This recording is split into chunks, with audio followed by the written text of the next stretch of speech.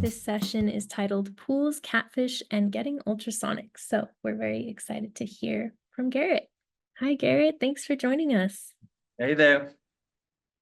Great. So just to give everyone a little bit of background, Garrett Segal is the founder and CEO of Pool Protection Technologies.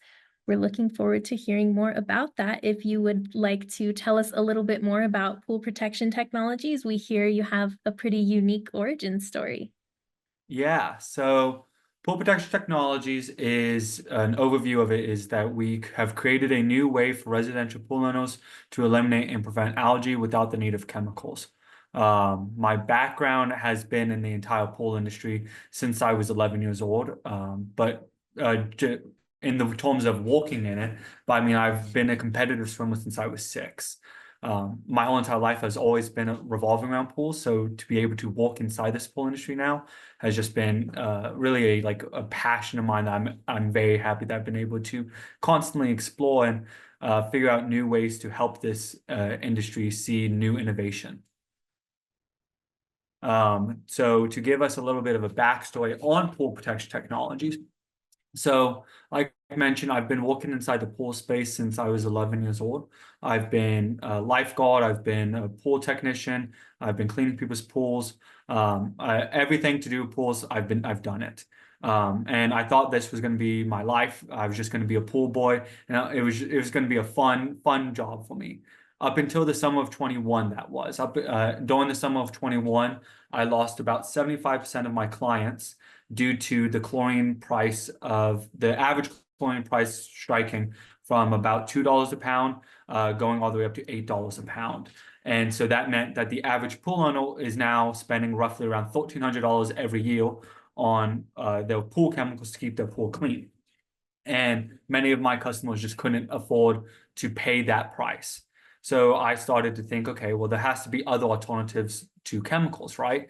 And the sad answer was no. It really was, if you didn't already have a pre-installed like ultraviolet system inside, or even with salt cells, there was no other alternative but chemicals. So I started to think of other different alternatives in a way that I knew needed to be two things. One, it needed to be cheaper than chemicals out there, but the second thing is I knew I wanted it to be environmentally friendly.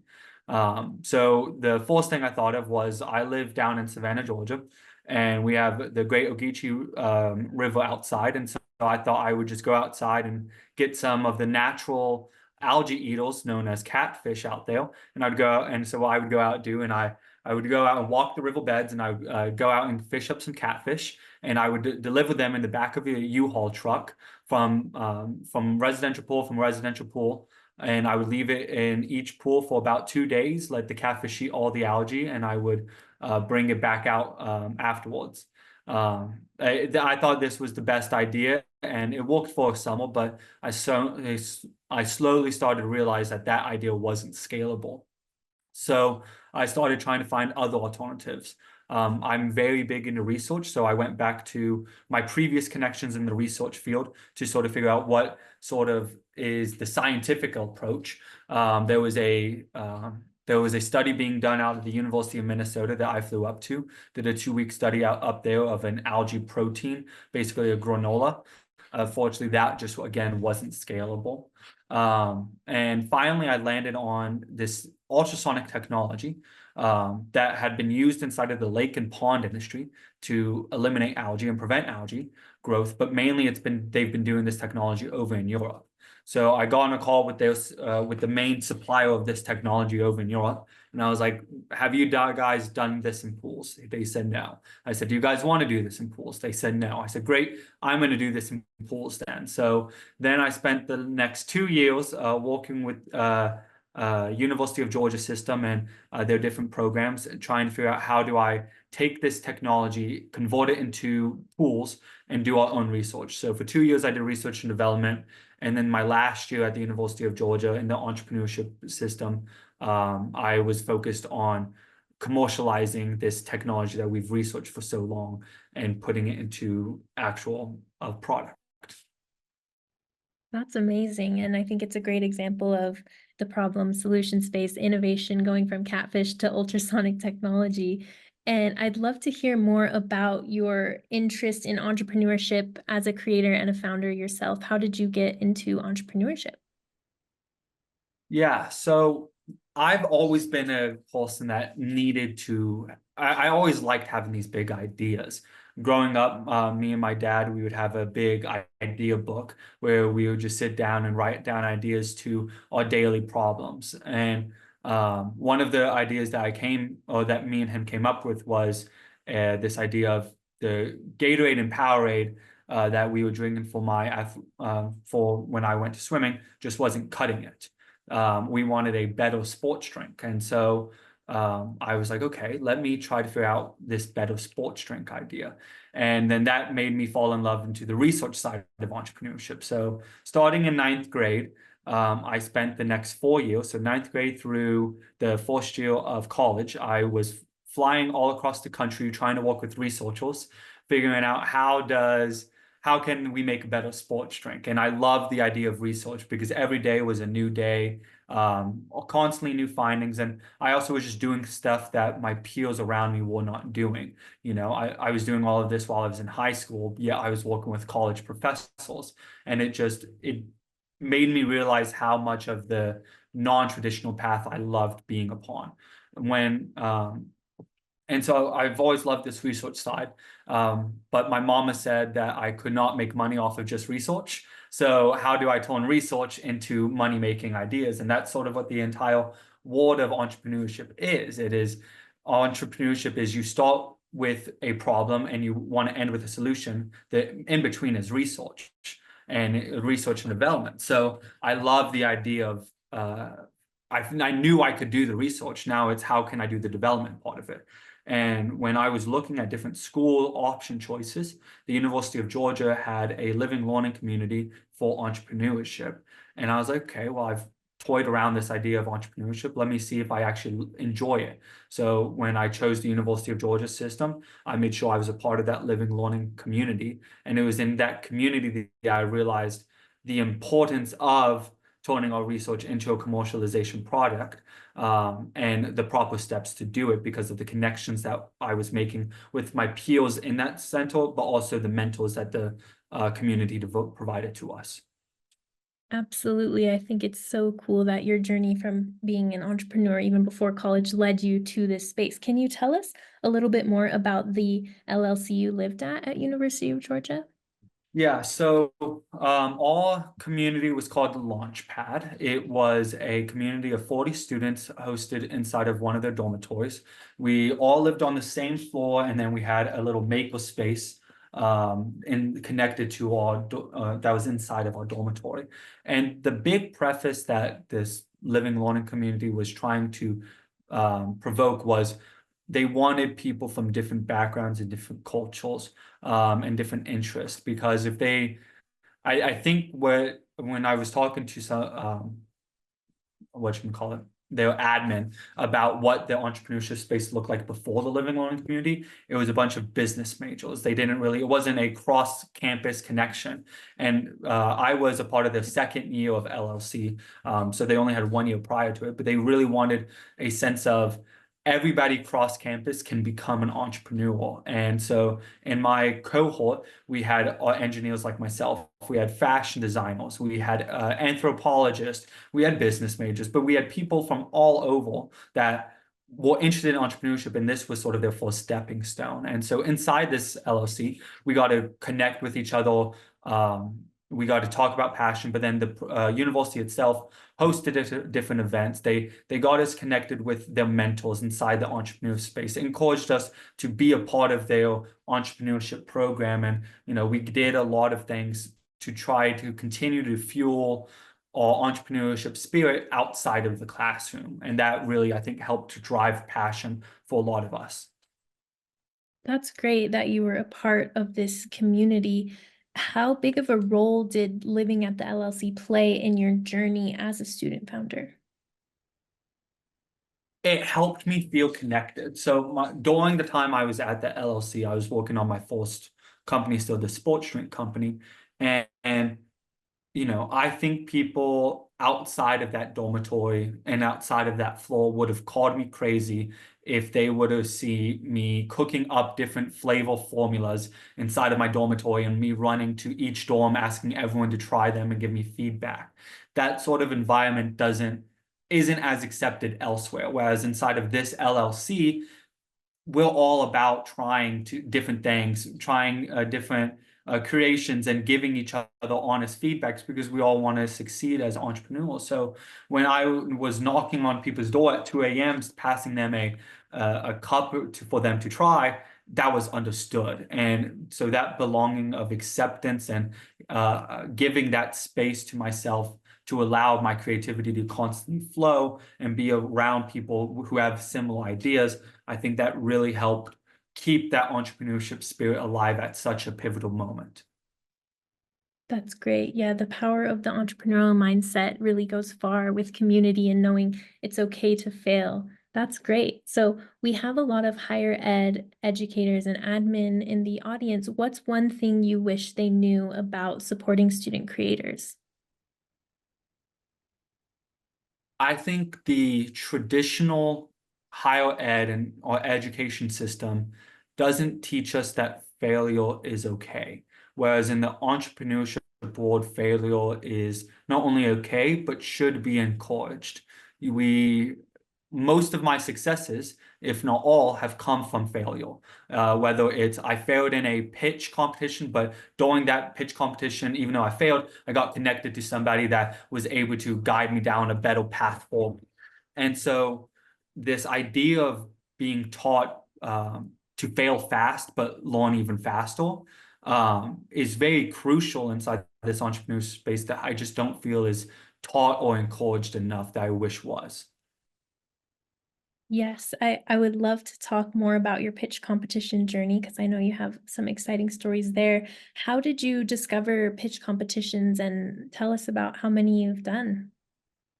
Yeah, so at the University of Georgia, there are pitch competitions that I started when I was a freshman, and I loved going to them because not only was I able to share my ideas, but I got to hear other people's ideas. I mean, the whole entire what I love about pitch competitions is that I'm able to walk out of there knowing that there are industries that I didn't know about before going in there.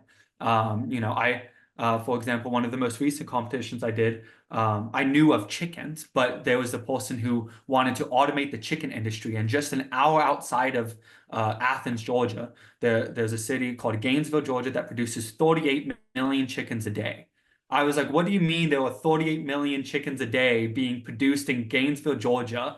And so he opened up my eyes to other problems and other industries. And that happens every single pitch competition I go to. So I love pitch competitions. And so I went to the University of Georgia and I did all of the pitch competitions there. I did not win a single one at the University of Georgia. I think I competed in about four my freshman year, about maybe eight my sophomore year, and about roughly eight my junior year. But the competition at the University of Georgia is very, very high. And I was coming to a point in building my startup that I needed funding. And I didn't want to dilute, and I knew pitch competitions gave a lot of non-dilutive funding. So I was like, okay, the world is much bigger than just Athens, Georgia. There has to be other people, other competitions elsewhere, because I knew people were coming in from out of state to compete in us. Why couldn't I go out of state to compete in theirs? So I sat down with my founder at the time, or with my partner, and I was like, okay, let's just create a long Excel spreadsheet of every single pitch competition we can find. And by the end of it, we found over 300 pitch competitions, and we just started applying. And so my senior year, well, I say I was a student, and even though I was taking 24 credit hours my spring semester, my spring semester we did over 40 pitch competitions. So I was on the road every single week. And the spring semester I did over, no, fall semester I did over 40. My spring semester we did over 80 pitch competitions. I mean, every single day it felt like it was a pitch competition, just traveling to another city, trying to raise this non-dilutive capital that we desperately needed. That's great. And I love how you pointed out how you're always discovering new industries. I think it shows how entrepreneurship is for anyone, whether it's pool technology or chickens. Amazing. So What is something that you loved about your experience at University of Georgia that you think every school should replicate?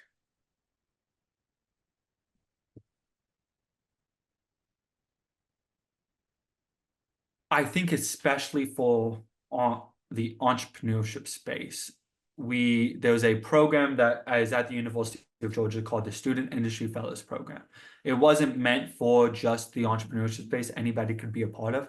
But my time inside of the Student Industry Fellows Program was immense, and it led me to be able to prepare myself for these meetings I'm now having as an entrepreneur. And what the Student Industry Fellows Program is it gets it gets students into the boardrooms of C-level executives. And we do 8-week-long projects for companies like Gulfstream, Delta, Cox Enterprises, these massive companies. And they give us an 8-week sort of sprint. And at the end of each 8 weeks, we would then present to C-level executives. So we went through the entire phase of they presented us with a problem and we needed to find a solution, and we needed to formulate our solution into a communicative presentation to high-level executives. And it was those numerous projects that I was on, working with these high-level executives, that have now prepared me for the real world, where I'm going around to high-level executives presenting my solution. And so it's that preparedness and those opportunities to be prepared have really helped me out for afterwards. That's great. In our last session, we talked a lot about how real world experience is really critical to students and seeing the context and seeing that there is space for them as well. So thank you for pointing that out. That's so cool. Another question that I wanted to ask is, if you could go back and talk to yourself on the first day of university, what advice would you give that person? Oh, so that's very that's difficult. I you know the answer I think of immediately was shouldn't care. I shouldn't put in as much effort as I was putting into the classes, but my counterpoint to that is I loved putting in the effort I did into my classes, because that gave me, especially my freshman and sophomore year, because that gave me the freedom and sort of the lax approach my senior year, because I didn't have to worry that much about my GPA, because I worked so hard my freshman and sophomore year to have a boosted GPA. I think my big thing is don't worry about the little things. I remember always getting caught up about the little things that, a week goes by and it passes, but you would get worked up on it. And in the big scheme of things, and especially not only in the world of entrepreneurship, but just in life, the little things, if you just focus on them for too long, they start to spiral, and you make them big things, when in reality, they were always just small things that are easy hurdles for you to overcome. Definitely. And Garrett, I love how you pointed out how your hard work in the beginning helped you work towards your entrepreneurial endeavors and dreams. I think that higher ed is pretty traditional in doing all your classes, getting all your credits, but the future with this generation being more entrepreneurial, I can see how maybe some more untraditional approaches, like allowing students to go do these pitch competitions, meet with these high-level executives, can really make a difference after graduation, as we see now with pool protection technologies. That's great.